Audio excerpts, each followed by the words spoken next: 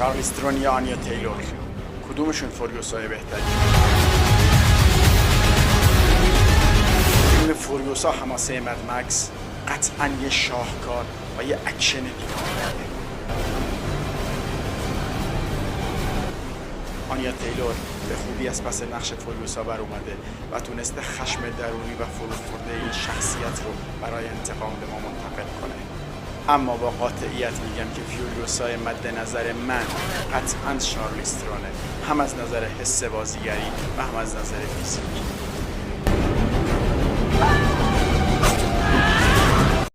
با وجود فوق‌العاده بودن اثر جدید جورج میلر، اما به نظرم مد مکس جاده های خشم حداقل یه لول بالاتر.